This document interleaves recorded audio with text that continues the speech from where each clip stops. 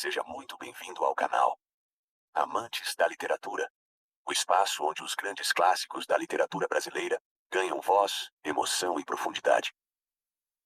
Existem histórias que nos impressionam por seus grandes acontecimentos. E existem histórias que nos perturbam, justamente porque quase nada acontece. Não há guerras. Não há perseguições. Não há crimes planejados. Não há heróis enfrentando perigos extraordinários. Existe apenas uma decisão. Uma escolha aparentemente pequena. Um gesto quase banal. Mas que é capaz de revelar aquilo que existe de mais profundo e talvez de mais desconfortável dentro do ser humano. Talvez nenhum conto de Machado de Assis tenha demonstrado isso com tanta precisão quanto O Caso da Vara, publicado em 1891. À primeira vista, parece uma narrativa simples. A história de um jovem que foge de casa, de uma senhora que vive de ensinar costura, de uma menina escravizada e de um objeto comum, quase insignificante. Uma vara esquecida sobre uma mesa. Mas Machado de Assis raramente escreve sobre aquilo que parece estar na superfície. Por trás dessa narrativa breve, esconde-se uma reflexão poderosa sobre egoísmo, medo, conveniência, responsabilidade moral e a facilidade com que justificamos nossas próprias omissões. Ao longo de suas páginas, o autor nos apresenta temas que continuam profundamente atuais. A liberdade, o interesse, o poder, a culpa, a empatia, o silêncio, a covardia. E a pergunta que talvez acompanhe qualquer pessoa ao terminar essa leitura: até que ponto somos realmente bons? Quando fazer o que é certo exige algum sacrifício.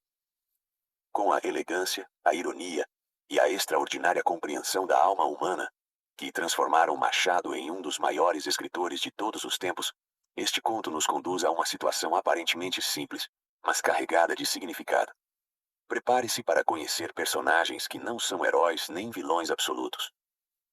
Prepare-se para acompanhar um conflito que acontece muito mais dentro das consciências do que nas ações. Prepare-se para perceber que algumas das decisões mais importantes da vida acontecem em silêncio. E prepare-se para descobrir por que O Caso da Vara continua provocando leitores mais de um século depois de sua publicação. Então acomode-se. Permita que a imaginação viaje até o Rio de Janeiro do século XIX. E venha descobrir por que uma simples vara esquecida sobre uma mesa se transformou em um dos símbolos mais inquietantes da literatura brasileira. No centro da história está Damião, um jovem seminarista. Inteligente, sensível, inquieto, mas profundamente insatisfeito com o destino que lhe foi imposto. Sua família deseja vê-lo seguindo a vida religiosa, mas ele não sente vocação. Não deseja aquele futuro.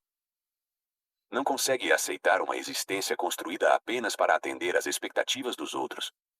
Movido pelo desespero e pelo desejo de escolher a própria vida, Damião toma uma decisão radical. Foge do seminário. Foge daquilo que considera uma prisão. E sai em busca de alguém que possa ajudá-lo. Essa fuga, no entanto, não representa apenas um deslocamento físico. Ela simboliza uma tentativa de conquistar liberdade, de afirmar a própria vontade, de escapar de um caminho que nunca escolheu. E talvez seja justamente por isso que o personagem desperte tanta identificação. Porque, em algum momento, todos nós já sentimos o peso das expectativas alheias. Já tivemos medo de decepcionar. Já desejamos abandonar um caminho que parecia não nos pertencer. Mas Damião ainda não imagina que, ao tentar defender a própria liberdade, será colocado diante de uma escolha capaz de revelar os limites de sua coragem. Buscando proteção, Damião chega à casa de Sinhá Rita, uma senhora influente, enérgica, respeitada, acostumada a exercer autoridade sobre todos ao seu redor. Ela aceita ajudá-lo. Promete interceder junto ao pai do rapaz. Promete usar suas relações para evitar que ele seja obrigado a voltar ao seminário. Para Damião, aquela ajuda representa a esperança. Talvez sua única oportunidade de construir uma vida diferente. Mas enquanto espera a resolução de seu problema, ele passa a observar a rotina da casa. Uma rotina que, aos poucos, revela outra realidade. Ali vivem meninas aprendendo costura. Entre elas está Lucrécia, uma pequena escravizada. Frágil, tímida, assustada. Ainda criança, mas já marcada pelo medo constante do castigo. Machado apresenta Lucrécia com extrema delicadeza, sem discursos, sem descrições exageradas.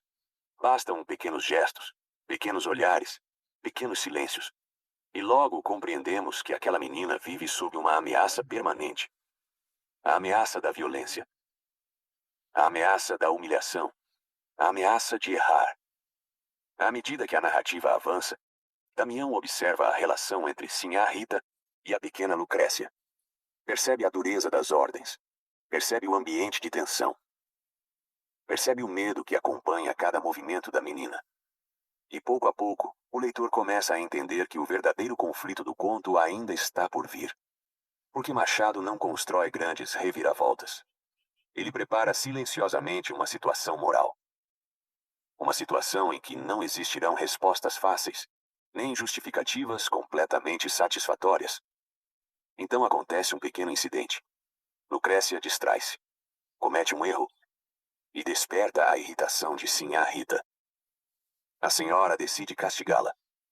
Pede que tragam a vara. A menina se desespera. Chora. Suplica.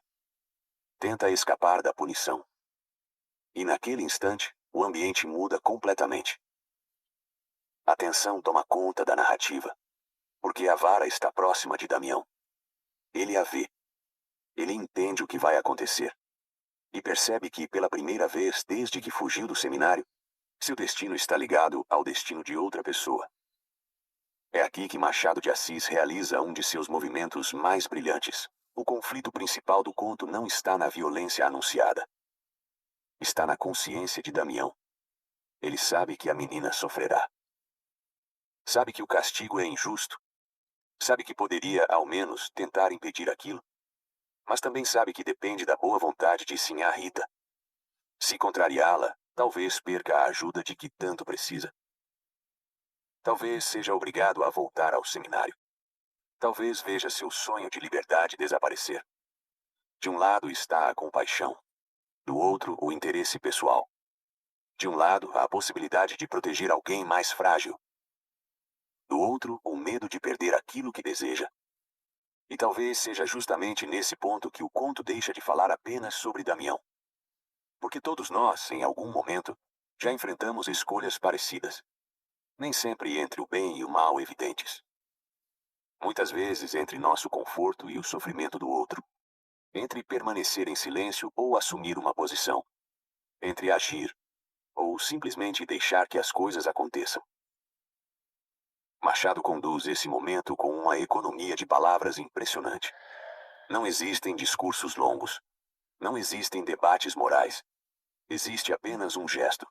Um gesto simples, silencioso, quase automático. Quando Sinhá Rita pede a vara, Damião a entrega. E é justamente por isso que a cena se torna inesquecível. Porque ela nos mostra que algumas das decisões mais importantes da vida não acontecem em grandes momentos heróicos.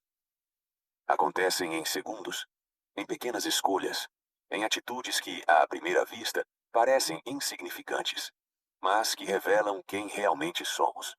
O mais perturbador é que Machado não transforma Damião em um homem cruel. Ele não sente prazer na dor da menina.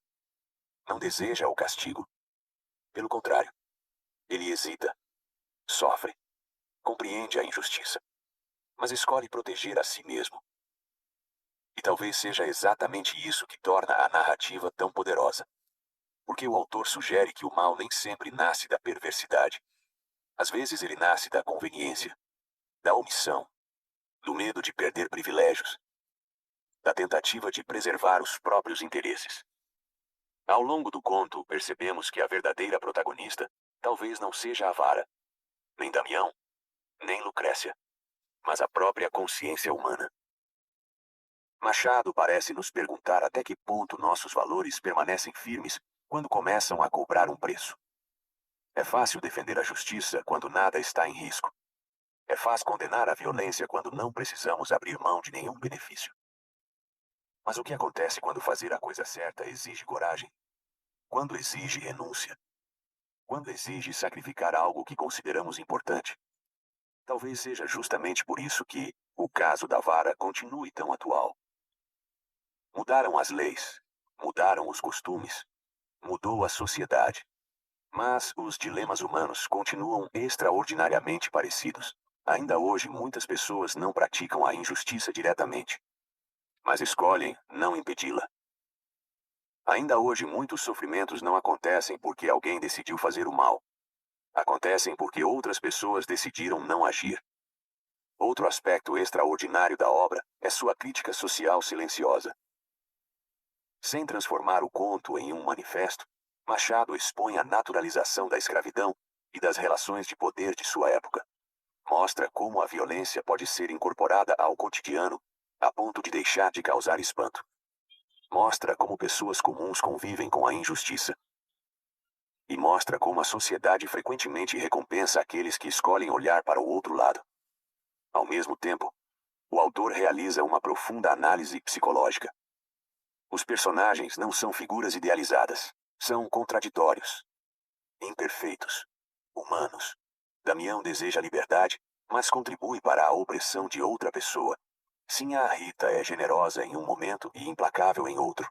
Lucrécia, mesmo ocupando a posição mais vulnerável da narrativa, representa a humanidade que o restante dos personagens parece perder aos poucos. Ao acompanhar essa breve história, o leitor inevitavelmente passa a refletir sobre si mesmo, sobre as vezes em que permaneceu calado, sobre as vezes em que escolheu a segurança em vez da coragem, sobre os momentos em que percebeu uma injustiça e decidiu não se envolver. Poucos escritores conseguiram compreender com tanta precisão que as grandes questões morais da vida raramente aparecem disfarçadas de grandes acontecimentos. Na maioria das vezes, elas chegam de maneira discreta, na forma de uma palavra, de um silêncio, ou de uma simples vara estendida sobre uma mesa. Entre as principais características da obra destacam-se análise psicológica profunda, conflitos morais e éticos, crítica à escravidão, omissão e responsabilidade, liberdade e interesse pessoal, poder e submissão, personagens humanos e contraditórios, reflexão sobre escolhas, violência cotidiana e silenciosa, ironia machadiana, linguagem elegante e concisa, atualidade dos temas, profundidade filosófica, sensibilidade emocional, observação refinada da natureza humana, questionamento sobre a própria consciência. Machado de Assis constrói em O Caso da Vara uma das narrativas mais simples e, ao mesmo tempo, mais devastadoras de toda a literatura brasileira. Não encontramos grandes aventuras. Não encontramos feitos extraordinários. Encontramos algo muito mais próximo da vida. Encontramos pessoas. Encontramos medos. Encontramos interesses. Encontramos escolhas.